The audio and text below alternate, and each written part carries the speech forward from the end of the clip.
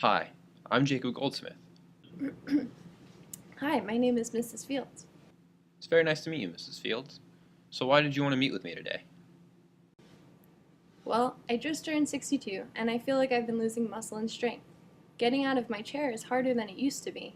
I used to train when I was younger and I started going to the fitness center in my apartment complex, but I keep getting weaker. I just want to be able to do normal things around the house and feel like I can support myself. What else can I do?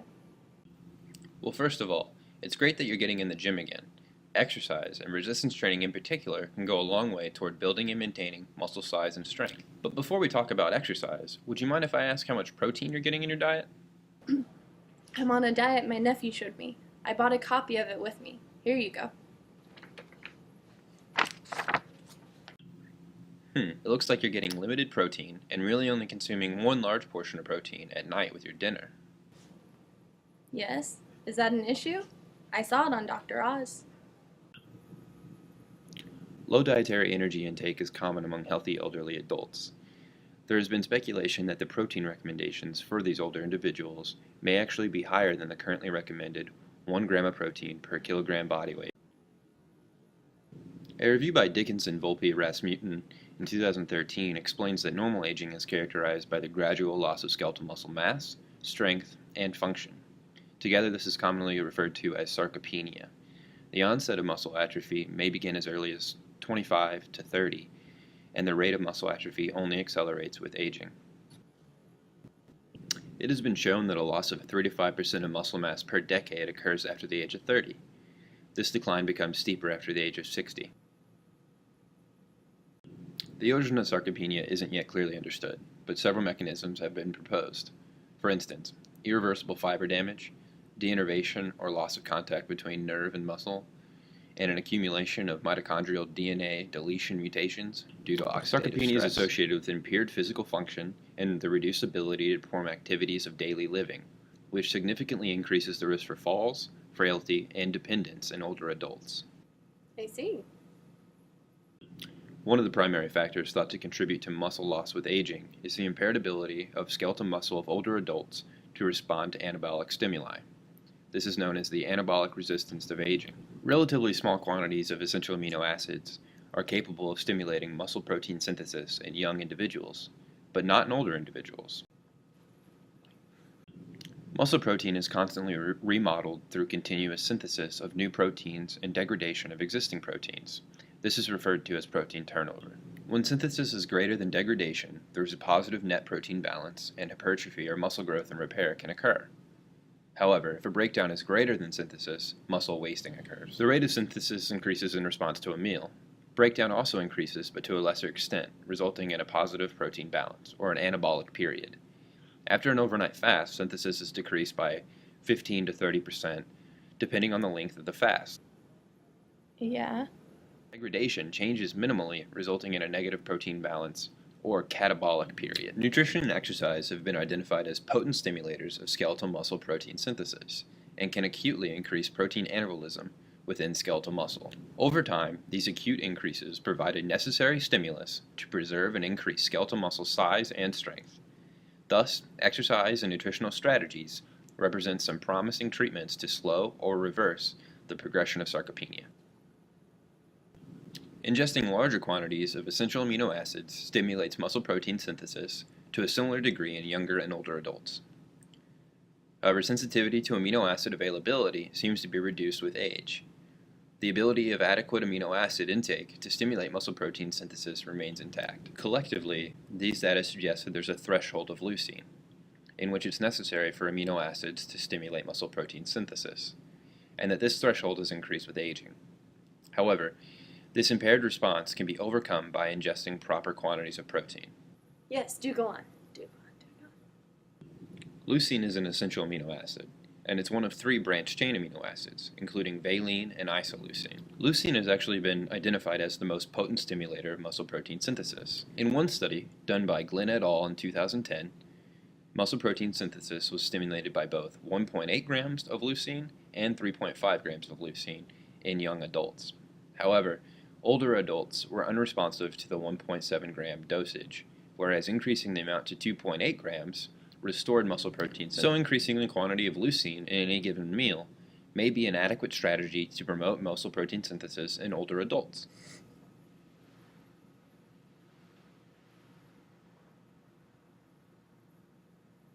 The ingestion of small or inadequate doses of protein or amino acids may accelerate the rate of sarcopenia. However, studies indicate that ingesting 20 to 30 grams of protein, or greater than 3 to 3.5 grams of leucine per meal, can overcome this impairment and maximize the muscle protein synthesis response. Norton et al. In 2008 demonstrated that there is a 3-hour refractory period after stimulation of muscle protein synthesis, in which MPS cannot further be stimulated. Habitual moderate to high dietary protein intake can provide sufficient leucine to maximize meal-induced protein synthesis. This is key because this can chronically improve muscle protein synthesis response in older adults.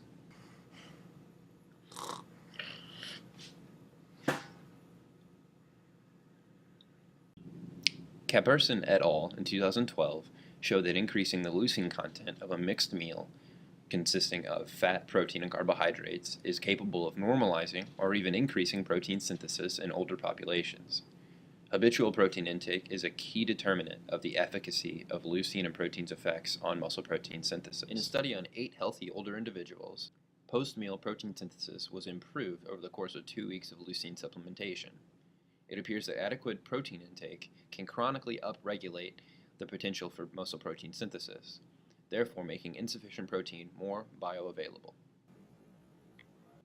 7 days of bed rest in older adults significantly reduces the ability of amino acids to stimulate protein synthesis. This highlights the fact that movement and blood flow are key for nutrient delivery. It has been suggested that the ability of insulin to stimulate vasodilation is impaired in older adults, and that exercise training and proper leucine intake can improve this insulin sensitivity.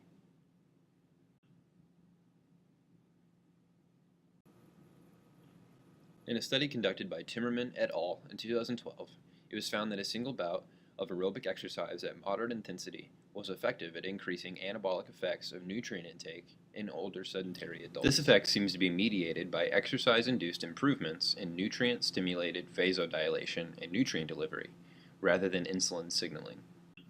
Resistance exercise stimulates protein synthesis in young individuals. This response is lessened in older adults. However, resistance training is still capable of increasing muscle size and strength, just to a lesser degree. Endurance exercise results in a negative protein balance to a greater degree than resistance training. Recovery seems to be dependent on dietary protein and leucine to increase the intracellular leucine concentration.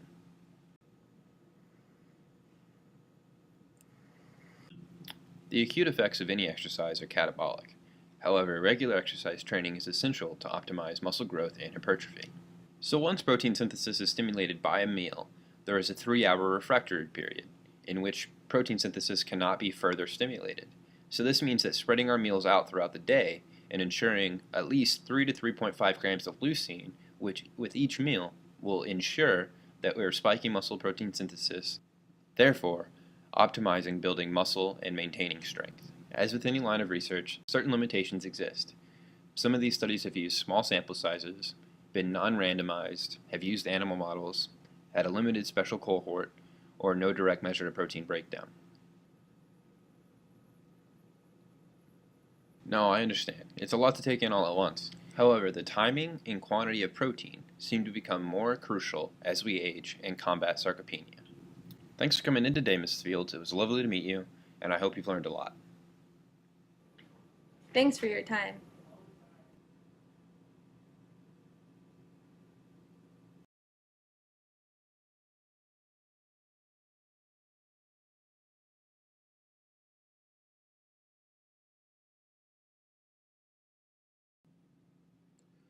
But it's just gonna help my gains. Still recording? It is now. How's this thing? How's this thing work? For the awkward faces.